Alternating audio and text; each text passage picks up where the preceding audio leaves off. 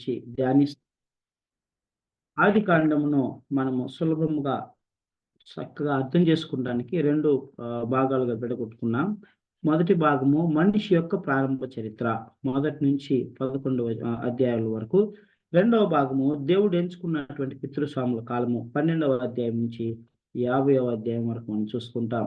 మరి దేవుడు ఎంచుకున్నటువంటి పితృస్వాముల్లో మరి నలుగురు ఉన్నారు: అబ్రహాము, ఇస్సాకు, యాకోబు మరి యోసేపులు. మనం అబ్రహాం గురించి అధ్యయనం ప్రారంభించుకున్నాం. అబ్రహామును అర్థం చేసుకోవడానికి అబ్రహాం యొక్క జీవిత విధానాన్ని రెండు విధాలుగా మనం విడగొట్టుకున్నాం. మొదటి మరి ఇస్సాకు పుట్టక మునుపు అబ్రహాం యొక్క జీవితము, ఇస్సాకు పుట్టిన తర్వాత అబ్రహాం యొక్క జీవితము. ఇస్సాకు పుట్టక ముందు అబ్రహాం యొక్క జీవితమును గురించి మనము 10 విషయాలు నేర్చుకుంటా ఉన్నాం. అందులో 9 విషయాలు మనం పూర్తి చేసుకున్నాం. ఈరోజు 10వ విషయం గురించి నేర్చుకుందాం. అనగా అబ్రహాము మరి ఫిలిస్తీన్లు దేశమైనటువంటి గెరారు అనే ప్రాంతానికి వెళ్తాడు. అయితే అక్కడ ఆ గెరారు రాజు అయినటువంటి అబీమెలెకును ఆయన కలిసినప్పుడు మరి అక్కడ జరిగినటువంటి సందర్భం గురించి మనం కొన్ని పాఠాలు నేర్చుకుంటాం. సమయం ఉన్నట్లయితే మనము రెండవ భాగంలో మరి ఇస్సాకు పుట్టుక గురించి, ఆ తర్వాత అబ్రహామును దేవుడు ఇస్సాకు విషయంలో పెట్టినటువంటి పరీక్ష విషయమై చూసుకుందాం. సో కమింగ్ టు ది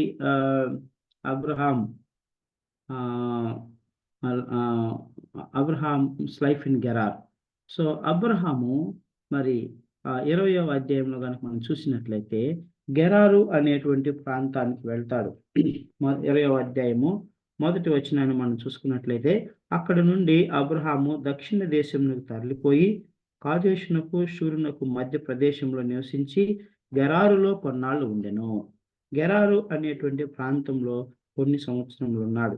ఆ గెరారు అనేటువంటి ప్రాంతము ఫిలిస్తీన్ల దేశము. ఆ గెరారుకు అబీమెలెకు అనేటువంటి ఒక రాజు రాజ్యం వెళ్తా ఉన్నాడు.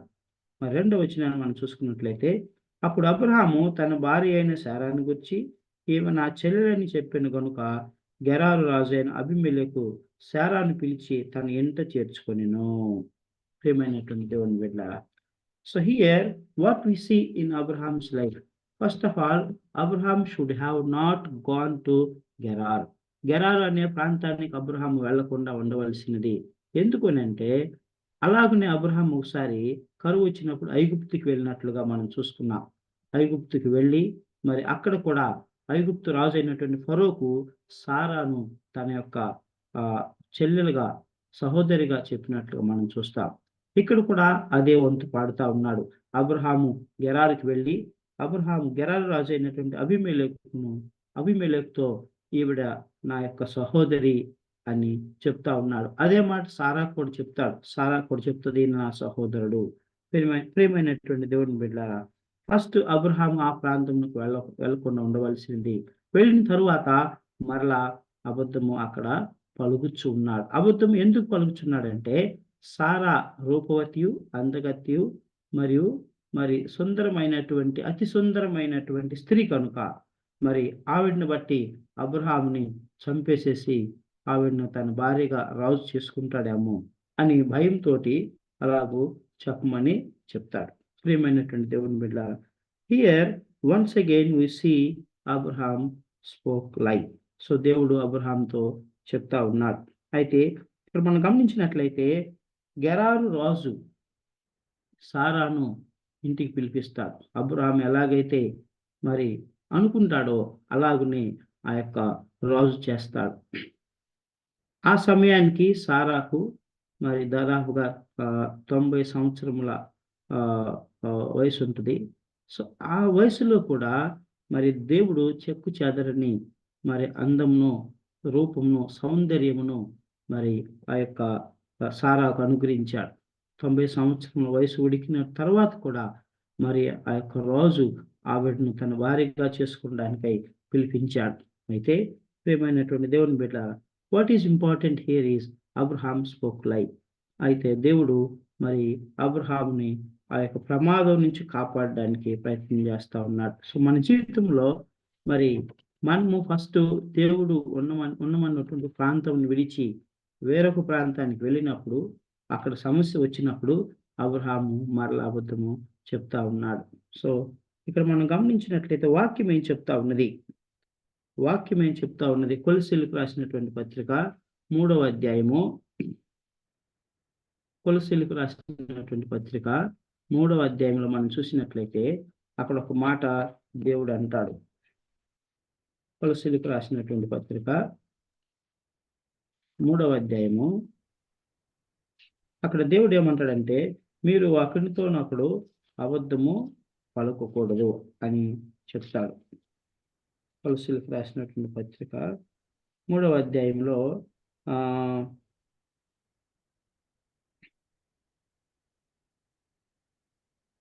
3వ అధ్యాయంలో దేవుడు అంటాడు, మీరు ఒకరితో ఒకడు అబద్ధములు ఆడకూడదు అని స్పష్టంగా 9వ వచనం. కరెక్ట్. ఒకరితో ఒకడు అబద్ధం ఆడకుడి, ఎలయనగా ప్రాచీన స్వభావమును దాని క్రియలతో కూడా మీరు పరిత్యజించి జ్ఞానము కలుగు నిమిత్తమై దానిని సృష్టించిన వాని పోలిక చొప్పున నూతన పరచబడుచున్న నవీన స్వభావం ధరించుకొని ఉన్నారు. ప్రియమైనటువంటి దేవుని బిడ్డలారా, మనం నూతన స్వభావం ధరించుకున్నాం. పాత స్వభావం పోయింది, పాప స్వభావం పోయింది, లోక స్వభావం పోయింది. అయితే మరి మనం నూతన స్వభావం ఏంటంటే, ప్రతివాడు తన సహోదరునితో అబద్ధమాడక సత్యమే పలుకువలెను అని ఎఫెసీయులకు రాసినటువంటి పత్రికలో మనం చూసుకుంటాం. కాబట్టి ప్రియమైనటువంటి దేవుని బిడ్డలారా, మరి అబ్రహాము మరలా భయపడి, మరి ఆ ప్రాంతంలో ఉన్నటువంటి ప్రజలకు దేవుని భయం లేదు కనుక వారు నన్ను చంపేస్తారేమో, నా భార్యను పాడు చేస్తారేమో అని ఆయన అలాగునా చెప్పి ఉన్నాడు. కాబట్టి మరి అబద్ధము అనేటువంటిది మరి దేవుని దృష్టికి యోగ్యమైనటువంటిది కాదు. అననీయ సప్పీరాలు కూడా వారి యొక్క ఆస్తిపాస్తుల విషయమై పేరాశ మరి ధనాపేక్ష కలిగిన వారై వారు అమ్మినటువంటి ఆస్తిలో మరి కొంత దాచుకొని పేతురు దగ్గర అబద్ధం ఆడతారు, అపోస్తులైనటువంటి పేతురు దగ్గర. ప్రియమైనటువంటి దేవుని బిడ్డలారా, అప్పుడు దేవుడు మరి పేతురు ద్వారా ఏం పలికిస్తాడంటే, నువ్వు నాతో అబద్ధం ఆడలేదు, పరిశుద్ధాత్మకు వ్యతిరేకంగా నువ్వు అబద్ధం ఆడావు అని పేతురు అననీయ సప్పీరాలను అంటాడు. కాబట్టి ప్రియమైనటువంటి దేవుని బిడ్డలారా, అబద్ధమునకు జనకుడు సాతానుడు. కాబట్టి మన జీవితంలో మనము సత్యమే పలకడానికి మనం ప్రయత్నించాలి. ఎందుకంటే మన దేవుడు సత్యవంతుడు. I am the way, the truth and the life. కాబట్టి మరి మనము జీవము కలిగినటువంటి దేవుని కుమారులు కుమార్తెలము కనుక, మన దేవుడు నీతి కలిగిన దేవుడు, సత్యవంతుడు కనుక మనము సత్యమే పలుకోవాలను. అయితే అబ్రహాము చేసినటువంటి పొరపాటును దేవుడు అక్కడ సరిచేస్తా ఉన్నాడు. సో అబీమెలెకు మరి ఆ యొక్క సారాను తన ఇంటికి పిలిపించుకున్న తర్వాత అప్పుడు దేవుడే జోక్యం చేసుకుంటా ఉన్నాడు. 3వ వచనం మనం చదివినట్లయితే, ఆయనను రాత్రి వేళ దేవుడు స్వప్నమందు అబీమెలెకు వద్దకు వచ్చి, నీవు నీ ఎంట చేర్చుకున్న స్త్రీ ఒక పురుషునికి భార్య గనుక ఆమె నిమిత్తము నీవు చచ్చిన వాడు సుమా అని చెప్పాను. ప్రియమైనటువంటి దేవుడు అంటున్నాడు, ఆవిడ వేరొకని భార్య, అబ్రహాము యొక్క భార్య. కాబట్టి ఆమె విషయంలో నువ్వేమైనా పొరపాటు చేస్తే నువ్వు చచ్చిన వాడు సుమి అని దేవుడు హెచ్చరిస్తా ఉన్నాడు. ప్రియమైనటువంటి దేవుని బిడ్డలారా, తను ప్రేమించినటువంటి బిడ్డలను దేవుడు అన్నడు విడుబడి ఎడబాయడు. అబ్రహాము అబద్ధమాడినప్పటికీ కూడా దేవుడు అబ్రహాము హృదయాన్ని చూస్తా ఉన్నాడు. అబ్రహాము మరి ఆయన పలికినటువంటి మాటలను బట్టి అబ్రహామును శిక్షించక అబ్రహామును సరిచేస్తూ సారాను అబ్రహాము కాపాడుతా ఉన్నాడు. ప్రియమైనటువంటి దేవుని బిడ్డలారా, ఇక్కడ మనకు డౌట్ రావచ్చు, మరి మనం ఏదైనా ఒక మంచి దాని కొరకు అబద్ధం ఆడొచ్చా, మేలు కొరకు అబద్ధం ఆడొచ్చా? ఎక్కడైనా మేలు జరుగుతుంది, ఇంకొకరికి ఎరుకున్న ప్రయోజనం జరుగుతుంది, లేకుంటే నాకే ప్రయోజనం జరుగుతుంది అని అనుకుంటే మనము అబద్ధం పలుకోవచ్చా? లోకంలో కూడా ఒక సామెత ఉంటుంది, 100 అబద్ధాలు ఆడైనా ఒక పెళ్లి చేయాలి అని అంటారు. ప్రియమైనటువంటి దేవుని బిడ్డలారా, అది వాక్యమునకు విరుద్ధము, అది దేవుని యొక్క చిత్తము కానే కాదు, దేవుని యొక్క చిత్తమునకు వ్యతిరేకము. కాబట్టి మేలు జరిగినా, కీడు జరిగినా, నష్టం జరిగినా, ఏం జరిగినా దేవుని బిడ్డలు సత్యమే పలకాలి, కానీ అసత్యము పలకూడదు, అబద్ధము చెప్పకూడదు. సో 3వ వచనంలో దేవుడే జోక్యం చేసుకొని మరి ఆయన భయపెడతా ఉన్నాడు. అప్పుడు రాజు ఏమంటా ఉన్నాడు చూడండి. రాజు ఏమంటున్నాడు? రాజు 4వ వచనంలో, అయితే అబీమెలెకు ఆమెతో పోలేదు కనుక అతడు, ప్రభువా, ఇటు నీతి గల జన్మను హతము చేయుదువా? ఏమో నా చెల్లెలను అతను నాతో చెప్పలేదా? మరియు ఆమె కూడా అతడు నా అన్న అనెను. నేను చేతులతో ఏ దోషము చేయక యథార్థ హృదయంతో ఈ పని చేసితినెను. ప్రియమైనటువంటి దేవుని బిడ్డలారా, రాజు అంటున్నాడు, నేనేమి పాపము చేయలేదు, వారిద్దరు అలాగనే చెప్పారు కనుక నేను నిర్దోషిని అని అంటూ దేవుని ఎదుట ఒప్పుకుంటూ ఉన్నాడు. ప్రియమైనటువంటి దేవుని బిడ్డలారా, ఒక అన్ని జనుడు అయినటువంటి రాజు ఇక్కడ నీతి కలిగిన రాజుగా, దేవునికి భయపడేటువంటి వాడుగా మనకు కనబడతా ఉన్నాడు. ఈ లోకంలో కూడా చాలా మంది రాజులు, చాలా మంది మంచివారు ఉంటారు. వారు ఈ లోకానుసారముగా మంచివారు. వారు మరి నీతిగా న్యాయంగా బ్రతకాలనుకుంటారు, ఎవరు హాని చేయకూడదు అనుకుంటారు. మరి ప్రియమైనటువంటి దేవుని బిడ్డలారా, మరి అలాంటి వారిని కూడా మనం గౌరవించవలసి ఉన్నది. ఇక్కడ గౌరవప్రదమైన నిజాయితీ కలిగిన రాజు అబీమెలెకు మనకు కనబడతాడు. మరి ఆ తర్వాత దేవుడు ఏమంటున్నాడు 7వ వచనంలో తర్వాత 6వ వచనంలో, అందుకు దేవుడు, అవును, యథార్థ హృదయముతో దీన్ని చేసితివని నేను ఎరుగుదును, మరియు నీవు నాకు విరోధముగా పాపం చేయకుండా నేను నిన్ను అడ్డగించి తిని, అందుకే నేను నిన్ను ఆమెను ముట్టనివ్వలేదు అంటున్నాడు. కాబట్టి ఆ మనుషుని భార్యను తిరిగి అతనికి అప్పగించుము, అతడు ప్రవక్త, అతడు నీ కొరకు ప్రార్థన చేయును, నీవు బ్రతుకుదువు. నీవు ఆమెను అతనికి అప్పగించని ఎడల నీవును నీ నీ వారందరూ నిశ్చయముగా చచ్చెదరని తెలుసుకోమని స్వప్నమందు అతనితో చెప్పెను. ప్రియమైనటువంటి దేవుని బిడ్డలారా, దేవుడు స్పష్టంగా చెప్తున్నాడు, అవును, నువ్వు నిర్దోషి అని నేను ఎరుగుదును, నువ్వు ఆమెను అందుకని నిన్ను ఆమెను కూడనివ్వలేదు అని చెప్తా ఉన్నాడు. ప్రియమైనటువంటి దేవుని బిడ్డలారా, గమనించండి, తను నమ్మినటువంటి బిడ్డలను అన్నడు కూడా ఆయన విడువని ఎడబాయన దేవుడు. తన నీతిమంతుల పక్షంగా ఆయన యుద్ధము చేసేటువంటి వాడు, తన బిడ్డలను ఆయన కాపాడేటువంటి వాడు. కనుకనే దేవుడు స్పష్టంగా అబీమెలెకు ఆజ్ఞయిస్తా ఉన్నాడు, నువ్వు ఒకవేళ ఆవిడ్ని కనుక తనకు అప్పగించకపోతే మరి నీ మీదకు ఒక గొప్ప విపత్తు వచ్చును, నేను మిమ్మల్ని అందరినీ నశింపు చేస్తాను అని దేవుడు వార్నింగ్ ఇస్తా ఉన్నాడు. అప్పుడు అబీమెలెకు వెంటనే ఉదయకాలంనే లేచి తన యొక్క దాసులను పిలిపించి ఆమెను అబ్రహాంకి హ్యాండ్ ఓవర్ చేస్తాడు. చేసేసి మరి అబ్రహామును అడుగుతాడు, ఎందుకు నువ్వు అలాగ చేశావు? జోక్యం చేసుకొని అబ్రహాం గురించి సాక్ష్యం చెప్తా ఉన్నాడు. నంబర్ 1, అతడు ఒక గొప్ప ప్రవక్త. ప్రియమైనటువంటి దేవుని బిడ్డలారా, వాట్ ఏ గ్రేట్ టెస్టిమనీ మనం అబ్రహాం గురించి వింటాం. దేవుడే చెప్తా ఉన్నాడు, అతడు నా ప్రవక్త అని అంటున్నాడు. అతను నీ కోసం ప్రార్థన చేస్తాడు, అప్పుడు మీరు స్వస్థత పొందుతారు. ప్రియమైనటువంటి దేవుని బిడ్డలారా, ఎంత గొప్ప ఘనతను దేవుడు అబ్రహాం అక్కడ అనుగ్రహించి ఉన్నాడు. సో అబ్రహాం అడిగినప్పుడు అబ్రహాం ఏమంటాడంటే, ఆ రాజు పిలిచి అబ్రహాం అడుగుతాడు, ఎందుకు ఇలా చేసావంటే, నేను ఈ యొక్క గెరారు ప్రాంతాన్ని చూశాను, ఈ ప్రాంతంలో ప్రజలకు దేవుని భయం లేదు కనుక వారు నా భార్య విషయమై నన్ను చంపేస్తారేమో అని నేను అలాగ చెప్పి ఉన్నాను అని అంటాడు. ప్రియమైనటువంటి దేవుని బిడ్డలారా, అప్పుడు రాజు, మరి నువ్వు నాతో అలా ఎందుకు చేసావు, ఇదిగో నీ భార్య అని ఆవిడ్ని అప్పగించేసేస్తాడు. ప్రియమైనటువంటి దేవుని బిడ్డలారా, ఆ తర్వాత మనం చూసినట్లయితే ఆ రాజు అంటాడు, ఈ ప్రాంతంలో నువ్వు ఎక్కడైనా ఉండు, నీ నచ్చిన చోట ఉండు అని అబ్రహాంని అంటాడు. అప్పుడు సారాతో కూడా ఆయన అంటాడు 16వ వచనం, అప్పుడు అతడు సారాతో, ఇదిగో నీ అన్నను నేను 1000 రూపాయలు నీ అన్నకు 1000 రూపాయలు ఇచ్చి ఉన్నాను, ఇది నీ వద్దనున్న వారందరి దృష్టికి ప్రాయశ్చిత్తంగా నుండుటకై ఇది నీ పక్షముగా ఇచ్చి ఉన్నాను, ఈ విషయం అంతట్లో నీకు న్యాయం తీరిపోయినదనెను. అంటే సారాను తన ఇంటికి పిలిపించినందుకు ఆయన 1000 రూపాయలు ఇచ్చేసేసి ఆ యొక్క పొరపాటును కూడా తెలియక చేసినటువంటి పొరపాటును పరిహరిస్తా ఉన్నాడు, ప్రాయశ్చిత్తం చేసుకుంటూ ఉన్నాడు. ఆ తర్వాత మరి 17-18 వచనంలో, అబ్రహాము దేవుని ప్రార్థింపగా దేవుడు అబీమెలెకును అతని భార్యను అతని దాసీలను బాగు చేసెను, వారి పిల్లలు కనిరి. ఎలాగనగా అబ్రహాము భార్య అయిన సారాను బట్టి దేవుడు అబీమెలెకు ఇంట్లో ప్రతి గర్భమును మోసి ఉండెను. ప్రియమైనటువంటి దేవుని బిడ్డలారా, చూడండి, ఇక్కడ ఒక నీతిమంతుడైనటువంటి ప్రవక్త అయినటువంటి అబ్రహాము భార్యను తన ఇంటికి చేర్చుకోవడాన్ని బట్టి దేవుడు అబీమెలెకును తన ఇంటి వారిలో ఉన్న వారి అందరి స్త్రీల గర్భాలను మూసివేశాడు. మరలా అబ్రహాం ప్రార్థన చేయగా వారి గర్భంలో తెరవబడినాయి, వారు ఫలించారు. వారు అభివృద్ధి చెందారు, వారు ఆశీర్వదించబడ్డారు. చూడండి ఎంత గొప్ప కార్యం ఇక్కడ మనం చూస్తాం. కాబట్టి ఈ యొక్క 20 వచనంలో మనం చూసేది ఏంటంటే, మరి అబ్రహాము ఒక అబద్ధం మరలా చెప్తాడు. కాబట్టి మన జీవితంలో మనం అబద్ధము పలకటానికి వీల్లేదు. అయితే కృప కలిగిన దేవుడు, కరుణ కలిగిన దేవుడు కనుక ఆయన అబ్రహాం పక్షముగా జోక్యం చేసుకొని మరి అబ్రహామును సారాను కాపాడుతూ ఉన్నాడు.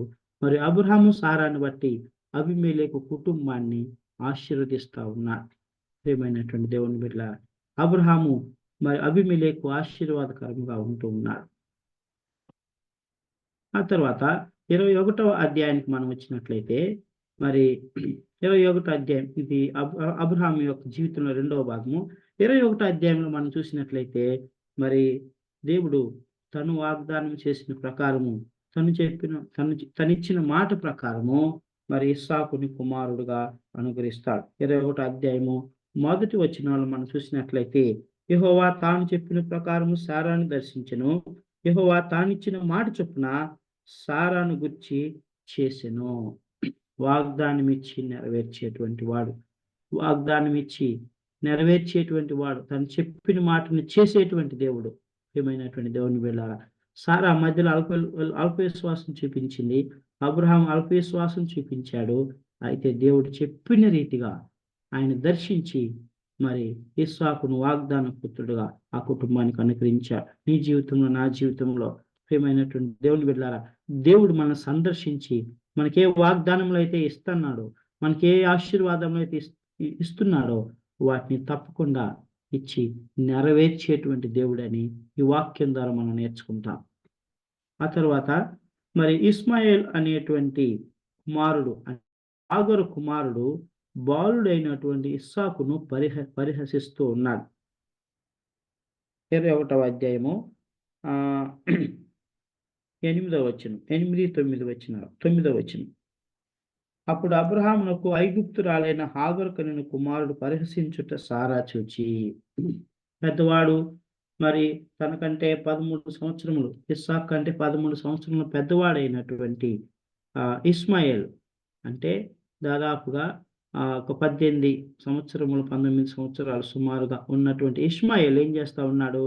బాలుడు 5 సంవత్సరములు బాలుడు అయినటువంటి ఇస్సాకును వెక్కిరిస్తా ఉన్నాడు, పరిహసిస్తూ ఉన్నాడు. ఆయన్ని మరి ఆ బాలుడిని మరి చిన్న చూపు చూస్తూ ఉన్నాడు.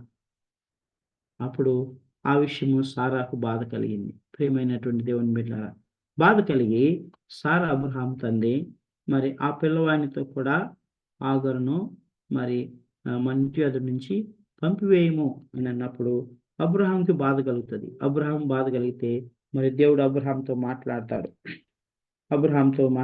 ఏమని మాట్లాడతాడు? 10-11 వచనాలు. ఈ దాసిని దీని కుమారుని వెళ్ళగొట్టుము. ఈ దాసి కుమారుడు నా కుమారుడైన ఇస్సాకుతో వారసుడై ఉన్నాడని అబ్రహాంతో అనెను. అతని కుమారుని బట్టి ఆ మాట అబ్రహాముకు మిక్కిలి దుఃఖము కలుగు చేసింది. అయితే దేవుడు, ఈ చిన్నవాడిని బట్టి నీ దాసిని బట్టి నీవు దుఃఖపడవద్దు. సారా నీతో చెప్పు ప్రతి విషయంలో ఆమె మాట వినుము. ఇస్సాకు వలన అయినదే నీ సంతానం అనబడును. ప్రియమైనటువంటి దేవుని బిడ్డలారా, దేవుడు స్పష్టంగా చెప్తా ఉన్నాడు, సారా మాట వినుము. మరి ఇస్సాకు వల్లనే నీ సంతాన్ని నేను ఆశీర్వదిస్తాను, మరి యొక్క ఇష్మాయేలు ద్వారా కాదు అని చెప్పినప్పుడు అప్పుడు అబ్రహాం ఏం చేస్తాడు? కాబట్టి తెల్లవారినప్పుడు అబ్రహాం లేచి ఆహారము, నీళ్ల తిత్తిని తీసుకొని ఆ పిల్లవాడితో కూడా హాగరునికి అప్పగించి ఆమె భుజం మీద వాటిని పెట్టి ఆమెను పంపివేసెను. ఆమె వెళ్ళి బెయేర్షెబా అరణ్యంలో ఇటు అటు తిరుగుచుండెను. ప్రియమైనటువంటి దేవుని బిడ్డలారా, ఆవిడ వెళ్ళిపోయినప్పుడు ఆ బెయేర్షెబా ప్రాంతానికి వెళ్ళినప్పుడు ఆ తిత్తిలో నీళ్ళు అయిపోయిన తర్వాత మరి ఆ కుమారుడిని ఒక చోట పెట్టి ఆ పొద కింద చిన్నవాడిని పడవేసి ఆవిడ కొంచెం దూరం వెళ్ళి ఆ చేతులు చాచి కేకలు వేసి దేవుని ఎదుట ఎలుగెత్తి ఏడ్చినప్పుడు దేవుడు ఆమెను సందర్శిస్తాడు. దేవుడు ఆ చిన్నవాడిని మరణం వింటాడు. విని హాగరు 17వ వచనం. అప్పుడు దేవుని దూత ఆకాశం నుండి హాగరుని పిలిచి, హాగరు నీకేం వచ్చినది? భయపడకము. ఆ చిన్నవాడు ఉన్న చోట దేవుడు వాడిని స్వరం విని ఉన్నాడు. నీవు లేచి ఆ చిన్నవాడిని లేవనెత్తి నీ చేత పట్టుకొనుము, వానిని గొప్ప జన్మగా చేసేదని ఆమెతో అనెను. మరియు దేవుడు ఆమె కన్నులు తెరిచినందున ఆమె నీళ్ల ఓట చూచి వెళ్ళి ఆ తిత్తిని నీళ్లతో నింపి చిన్నవానికి త్రాగనిచ్చెను. దేవుడు ఆ చిన్నవానికి తోడైండెను. అతడు పెరిగి పెద్దవాడై అరణ్యంలో కాపురముండి విలుకాడైను. అతడు పారాను అరణ్యంలో ఉన్నప్పుడు అతని తల్లి ఐగుప్తు దేశంలో ఒక స్త్రీని తెచ్చి అతనికి పెళ్లి చేసెను. చూడండి, దేవుడు ఆశీర్వదించాడు. అయితే హాగరు ఏం చేసింది? తను ఐగుప్తురాలు కనుక ఒక ఐగుప్తు స్త్రీని తీసుకొచ్చేసి ఇష్మాయేలుకు వివాహం చేసింది. చూడండి ప్రియమైనటువంటి దేవుని బిడ్డలారా, లోకానుసారమైనటువంటి వారి ఆలోచనలు లోకానుసారంగానే ఉంటాయి. ఆవిడ ఐగుప్తు లోకానికి సాదృశ్యంగా ఉన్నది. అబ్రహాం ఇంటి నుండి త్రోసివేయబడినది. అయితే ఏం చేసింది? తన కుమారునికి ఐగుప్తు వెళ్ళి మరి తనకు ఒక భార్యను తీసుకొచ్చింది. ప్రియమైనటువంటి దేవుని బిడ్డలారా, కాబట్టి మరి మనము గమనించవలసింది ఏంటంటే, మనము దేవుని చేత ఏర్పరచబడినటువంటి దేవుని సొంత ప్రజలము, దేవుని చేత ఏర్పరచబడిన స్వకీయ జన్మ కనుక, మనం ఆత్మీయ పరులం కనుక, మన దేవుని యొక్క వాక్యానుసారముగా మనం నడుచుకోవాలి. మరి ఈ యొక్క హాగరు మరల లోకం వైపు వెళ్ళిపోయి తన కుమారునికి లోకానుసారమైనటువంటి స్త్రీని వివాహం చేసింది. ఇంక మనం ఆ తర్వాత 22 నుంచి కనుక మనం చూసుకున్నట్లయితే, మరి అబ్రహాము అబీమెలెకు వారిరువురు కూడా మరి కలుసుకొని వారు సంధి చేసుకుంటారు. అది మనకు 21వ అధ్యాయంలో ఇస్సాకు పుట్టుక గురించి మనకి కనబడుతుంది. ఆ తర్వాత 22వ అధ్యాయానికి మనం వచ్చినట్లయితే అబ్రహాము యొక్క విశ్వాసము, విధేయత పరీక్షింపబడతాయి. అబ్రహాము యొక్క విశ్వాసము, విధేయత అగ్ని పరీక్ష. ప్రియమైనటువంటి దేవుని బిడ్డలారా, ఆల్రెడీ ఇస్మాయేల్ను దేవుడు అబ్రహాం నుంచి దూరపరిచాడు. అప్పుడు అబ్రహాము బాధపడ్డాడు. దేవుడు అంటున్నాడు, నువ్వు చింతించవద్దు, నువ్వు బాధపడవద్దు అని, నువ్వు దుఃఖపడవద్దు అని చెప్పి ఉన్నాడు. సో ఒక కుమారుడు ఆల్రెడీ అబ్రహాం నుంచి దూరం అయిపోయాడు.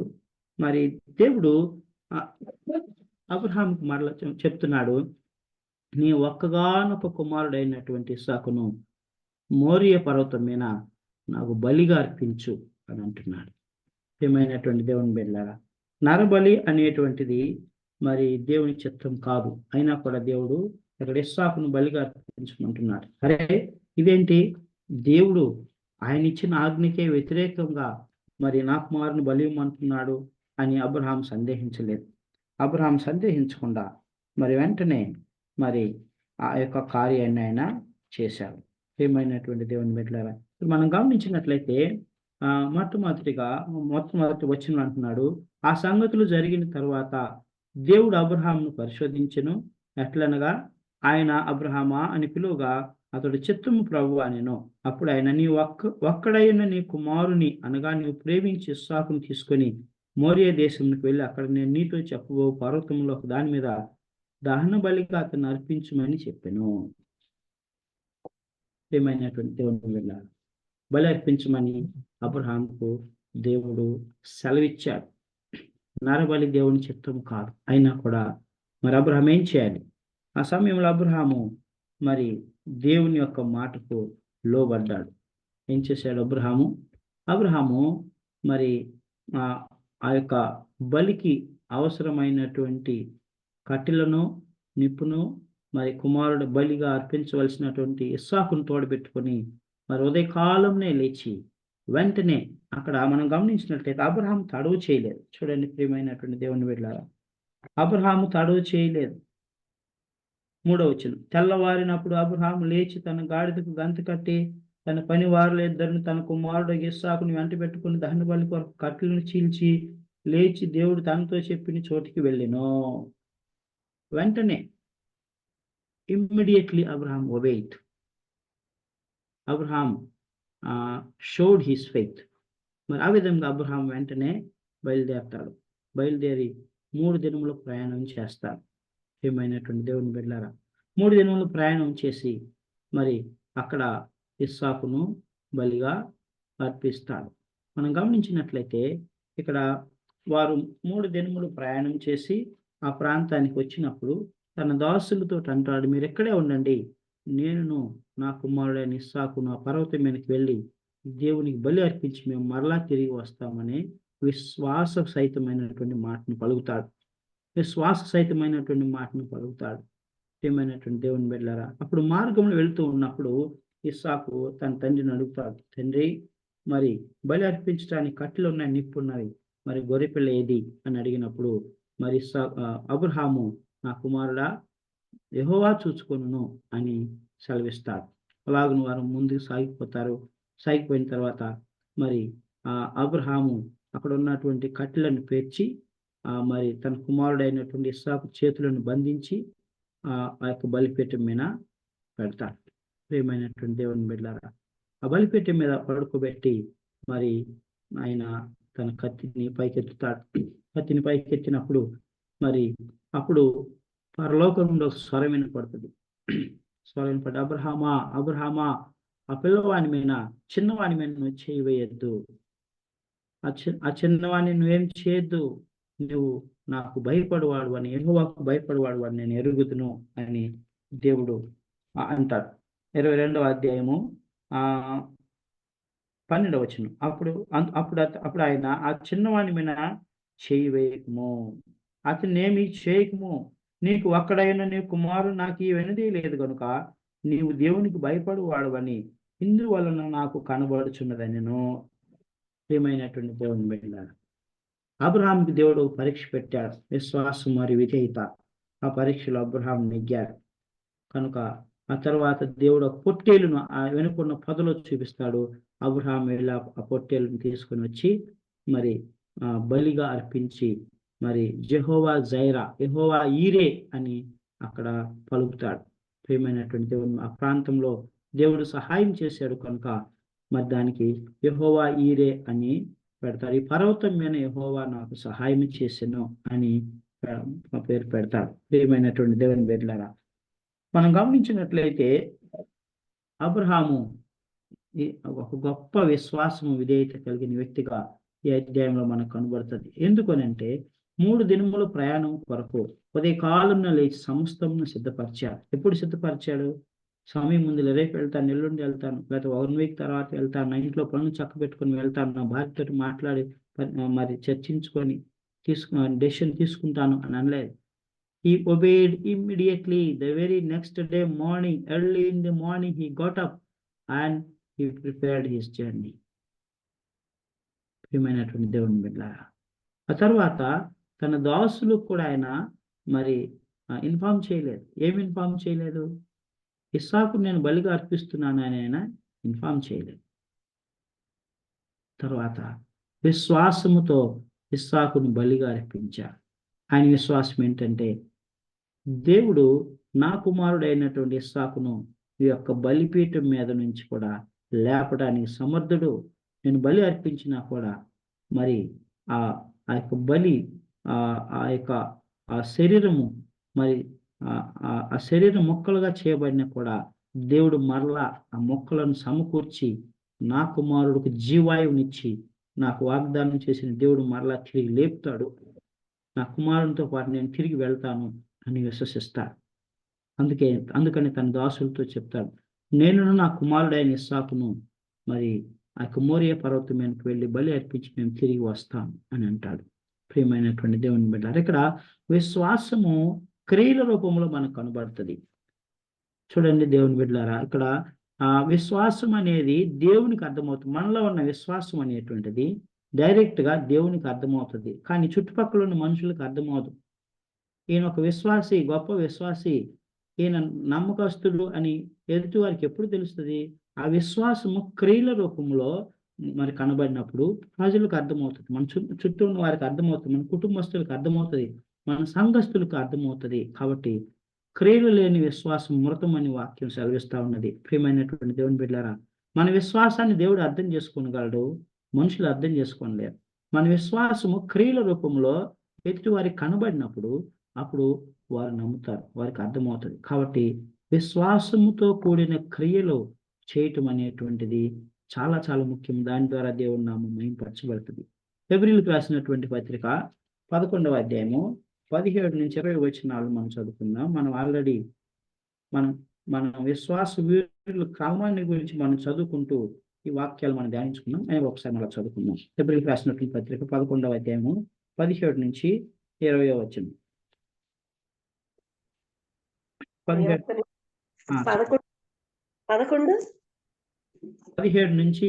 వచనం. 17-20. అబ్రహాము శోధింపబడి విశ్వాసమును బట్టి ఇస్సాకును బలిగా అర్పించెను. ఎవడు ఆ వాగ్దానమును సంతోషంతో అంగీకరించెనో ఇస్సాకు వలనైనది నీ సంతానం అనబడును అని ఎవనితో చెప్పబడినో ఆ అబ్రహాము మృతులను సైతము లేపుటకు దేవుడు శక్తివంతుడని ఎంచిన వాడే తన ఏక కుమారుని అర్పించి ఉపమాన రీతిగా అతన్ని మృతుల్లో నుండి మరలా పొందెను. విశ్వాసమును బట్టి ఇస్సాకు జరగబోవు సంగతుల విషయమై యాకోబును ఏశావును ఆశీర్వదించెను. ఇక్కడ మనం గమనించినట్లయితే అబ్రహాము మృతులను సహితము లేపుటకు శక్తిమంతుడని ఎంచిన వాడై అబ్రహాం నమ్మాడు. ఏమని? మృతి పొందిన నా కుమారుడిని దేవుడు లేపుతాడు అని దేవుడు శక్తిమంతుడని ఎంచి మరి తన ఏక కుమారుని అర్పించి ఉపమాన రూపముగా అతన్ని మృతుల్లో నుండి మరలా పొందాను. So spiritually talking that Abraham sacrificed Isaac on the altar and he got back him. So మృతుల్లో నుండి మరలా పొందెను అని అంటున్నాడు. అంటే by virtue of faith, by virtue of spirituality Abraham ఇస్సాకును బలి అర్పించాడు. దేవుడు మరలా ఆయన తిరిగి ఇస్సాకును కుమారుడుగా అనుగ్రహించాడు. ప్రియమైనటువంటి దేవుని బిడ్డలారా, ఐ థింక్ అది చాలా లోతైనటువంటి ఆత్మీయ మర్మము, విశ్వాసము, విధేయత. సో దాన్ని మనం అర్థం చేసుకున్నాడు. అబ్రహాము 4 పరీక్షలను ఎదుర్కొన్నట్లుగా మన బైబిల్ గ్రంథంలో చూస్తాం. మొట్టమొదటిది తన తండ్రి ఇంటిని వదిలి రమ్మని దేవుడు చెప్తాడు. అప్పుడు అబ్రహాము మరి లోతుని వెంట పెట్టుకొని వస్తాడు. రెండవది లోతుకు సేవకులకు అబ్రహాం సేవకులకు కలహం వచ్చినప్పుడు లోతు విడిపోతాడు. అది కూడా బాధాకరమైన విషయం. అది కూడా ఒక ఛాలెంజ్. మూడవది ఇష్మాయిల్ను వదులుకోవటం. ఇష్మాయిల్ను దేవుడు విడిచిపెట్టమంటాడు. అది బాధాకరం, దుఃఖకరమైన అయినా కూడా అబ్రహాము దేవుని కొరకు వదిలిపెట్టాడు. నాలుగవది ఇస్సాకును బలిగా అర్పించమంటాడు. ప్రియమైనటువంటి దేవుని బిడ్డ, ఇవన్నీ చాలా అవి సాధారణమైనటువంటివి పరీక్షలు కాదు. ఇవన్నీ కూడా ఎంతో త్యాగంతో కూడినటువంటి పరీక్షలు. దేవుడు మరి అబ్రహాంకు ఆ విధంగా విశ్వాసాన్ని నేర్పించాడు. అబ్రహాం వాటన్నిటిలో కూడా మరి దేవునికి నమ్మకమైనటువంటి వానిగా ఉండి దేవుని గణపరిచారు. తర్వాత ఇస్సాకు విషయానికి వచ్చినట్లయితే ఇస్సాకు విధేయుడైనటువంటి కుమారుడు, a man of great obedience. So తన తండ్రి మాటకు లోబడ్డాడు మరియు తండ్రి చెప్పినట్లు చేశాడు. ఎందుకని అంటే ఇస్సాకు అనుకున్నాడు, my God is a God Fearing man, he never makes mistake. So God might have told him to do so, so let it be అని అనుకున్నాడు. దేవుడు నా తండ్రికి చెప్పి ఉన్నాడు కనుక మరి అలాగ చేయుచున్నాడేమో, నేను దాన్ని తిరస్కరించకూడదు అని మరి తను తాను సమర్పించుకున్నాడు. ప్రియమైనటువంటి దేవుని బిడ్డలారా, ఇస్సాకు అంటున్నాడు, not my will but your will. ప్రభువైనటువంటి యేసుక్రీస్తు ఎలాగైతే పలికాడో అలాగనే తండ్రి నా చిత్తము కాదు నీ చిత్తమే నెరవేర్చబడును గాక అని అంటున్నాడు. వాస్తవానికి ఇప్పుడు చూసినట్లయితే ఇస్సాకు మరి ఆ సమయానికి బలి అర్పించే సమయానికి మరి ఒక 15-16 సంవత్సరములు 14 సంవత్సరముల వయసు కలిగిన వాడే. ఈజీగా అతనికి ఇష్టం లేకపోతే డాడీ నేను దీన్ని ఒప్పుకోను, ఎలాగ అర్పిస్తావు, దేవుడు నరబలిని కోరలేదు కదా, నేను నా ప్రాణమును బలిగా అర్పించను అనొచ్చు. కానీ ఇస్సాకు మరి యేసుక్రీస్తుకు టైపాలజీగా ఉంటూ ఉన్నాడు. ఆయన నోరు తెరవలేదు, బదులు పలుకులేదు. ఆయన చేతులు బంధిస్తున్నా మరి ఆ బలిపీఠం మీద కట్ల మీద ఆయన పడుకోబెడుతున్నా కూడా ఆయన ఏమీ మాట్లాడలేదు. కారణం ఏంటంటే ఆదికాండం 18వ అధ్యాయము 19వ వచనం. ఆదికాండము 18వ అధ్యాయము 19వ వచనం. మనం పోయిన క్లాసులో పడే విషయాన్ని నేర్చుకున్నాం. అక్కడ ఏంటంటే ఎట్లనగా యెహోవా అబ్రాహామును గూర్చి చెప్పినది అతని కలుగు చేయనట్లు తన తరువాత తన పిల్లలను తన ఇంటి వారును నీతి న్యాయములు జరిగించుచు యెహోవా మార్గమును గైకొనుటకు అతడు వారికి ఆజ్ఞాపించినట్లు నేను అతన్ని ఎరిగి ఉన్నానెను. ప్రియమైనటువంటి దేవుని బిడ్డ, దేవుడు సాక్ష్యం చెప్తా ఉన్నాడు. అబ్రహాము తన పిల్లలకు నీతి న్యాయములు నేర్పించాడు. యెహోవా మార్గములను మరి నేర్పించి ఉన్నాడని నేను ఎరిగి ఉన్నానని దేవుడు సాక్ష్యం చెప్తా ఉన్నాడు. ఇస్సాకు తండ్రితో కూడా ఉంటా ఉన్నాడు. ఇస్సాకు తండ్రి బలి అర్పించడం, దేవుని స్తుతించడం, ఆరాధించడం, గణపరచడం ఇవన్నీ చూస్తూ ఉన్నాడు. కనుక my father never makes mistake. That was the faith and obedience of Isaac. ప్రియమైనటువంటి దేవుని బిడ్డలారా, అలాంటి మరి దేవుని చిత్తంలోకి మన పిల్లలను కూడా మనం నడిపించాలి. ఆ విధమైన విధేయతలోనికి మన పిల్లలను కూడా మనం నడిపించాలి. సో ఇక్కడ మనం పోల్చి చూసినట్లయితే ఇస్సాకుకు యేసుక్రీస్తుకు కొన్ని పోలికలు ఉన్నాయి. మరి అబ్రహాం ఇస్సాకుని తీసుకొని వచ్చాడు బలి అర్పించడానికి. అలాగనే తండ్రి అయిన దేవుడు యేసుక్రీస్తుని లోకంలోనికి మన కొరకు బలిగా అర్పించడానికి మనిషిగా ఈ లోకానికి పంపించి ఉన్నాడు. తర్వాత ఇస్సాకు కట్టెల మోపును తన వీపు మీద వేసుకొని మోసాడు. ఆ యొక్క గాడిద మీద నుంచి దిగి ఆ యొక్క మోరియా పర్వతం మీదకు వెళ్ళే వరకు. అలాగనే ప్రభు అయినటువంటి యేసుక్రీస్తు కూడా మరి తన సిలువను తన వీపు మీద వేసుకొని ఆయన భారభరితమైన సిలువను మోసాడు. ప్రియమైనటువంటి దేవుని బిడ్డలారా, ఆ తర్వాత దాదాపుగా వారు 3 దినములు ప్రయాణం చేశారు. సో ఈ 3 దినములు ప్రయాణము ప్రభు అయినటువంటి యేసుక్రీస్తు సిలువ వేయబడిన మొదలుకొని మరలా పునరుద్ధాండే తిరిగి లేచేటువంటి ఆ 3 దినములకు సాదృశ్యముగా ఉన్నది. ఆ తర్వాత అబ్రహాము ఇస్సాకు మాత్రమే ఆ యొక్క ఇస్సాకును బలిగా అర్పిస్తున్నారు అని తెలుసు. అది బలిపీఠం దగ్గరికి వెళ్ళిన తర్వాతే. కానీ ఆ విషయం మిగతా ఎవరికి తెలియదు, సర్వెంట్స్కి తెలియదు, సేవకులకు తెలియదు, అబ్రహాం చెప్పలేదు. అలాగనే యేసుక్రీస్తు సిలువ వేయబడి చనిపోయే ముందు 3 గంటలు అంత అంధకారము, అంత చీకటి, అంత మరి ఒక ఘోర అంధకారము అక్కడ వస్తుంది. అంత లోకమంతా చీకటి అయిపోతుంది. అప్పుడు ఏం జరిగిందో అనేటువంటిది ఓన్లీ తండ్రి అయిన దేవునికి, కుమారుడైన యేసుక్రీస్తుకు మాత్రమే తెలుసు. అలాగని ఇక్కడ కూడా మరి అబ్రహాముకు ఇస్సాకుకు మాత్రమే ఇస్సాకును బలిగా అర్పిస్తున్నాడు అని తెలుసు, వేరెవరికి తెలియదు. ప్రియమైనటువంటి దేవుని బిడ్డలారా, మోరియా పర్వతమైన ఇస్సాకును అబ్రహాం బలిగా అర్పించాడు. అలాగనే తండ్రి అయిన దేవుడు ఒక్కగానొక్కడైన యేసుక్రీస్తు కూడా అదే పర్వతం మీద మరి మనందరి పాపము పరిహారం కొరకై బలిగా ప్రభు అయినటువంటి యేసుక్రీస్తు అక్కడ బలిగా అర్పించబడ్డాడు. తర్వాత మరి అదే బలిపీఠం మీద నుంచి ఇస్సాకు దేవుడు తిరిగి లేపాడు. మరి ప్రభు అయినటువంటి యేసుక్రీస్తు కూడా 3వ దినమున మరి మరణమును జయించి పునరుద్ధానుడై తిరిగి లేచాడు. ప్రియమైనటువంటి దేవుని బిడ్డలారా, ఈ విధముగా దేవునికి మా దేవుడు ప్రభు అయినటువంటి యేసుక్రీస్తుకు ముందు గుర్తుగా ఇస్సాకును దేవుడు ఉంచాడు. కాబట్టి అబ్రహాం కూడా నమ్మాడు. అబ్రహాం కూడా దూరదృష్టితో నమ్మాడు. మరి దేవుడు అన్నాడు, in thy seed all the people of the earth shall be blessed. నీ సంతానం వలన మరి భూమి మీద ఉన్న ప్రజలందరూ కూడా ఆశీర్వదించబడతారని అన్నాడు. అయితే ఆ సంతానము ఎవరనంటే ఇస్సాకు మాత్రమే కాదు, లేకుంటే ఆ తర్వాత వచ్చిన వారు కాదు, కానీ ప్రభు అయినటువంటి యేసుక్రీస్తు. అబ్రహాం వంశావళిలో నుంచి యేసుక్రీస్తు వస్తాడు.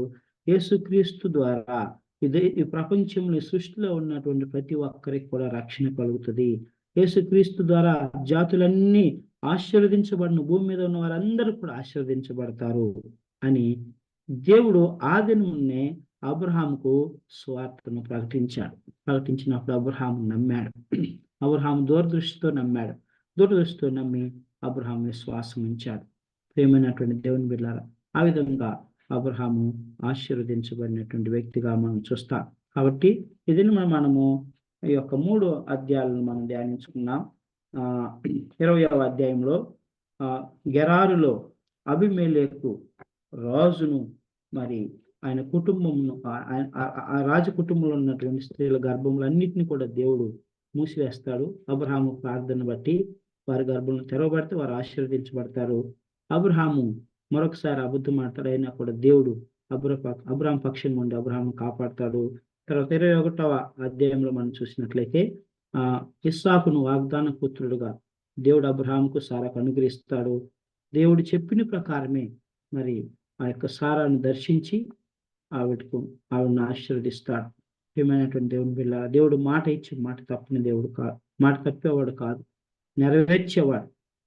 ఆ తర్వాత 22వ అధ్యాయంలో మనం చూసినట్లయితే అబ్రహాంకు దేవుడు పరీక్ష పెట్టాడు. ఆ పరీక్ష ఏం పరీక్ష అంటే విశ్వాసము విధేయత అనే పరీక్ష.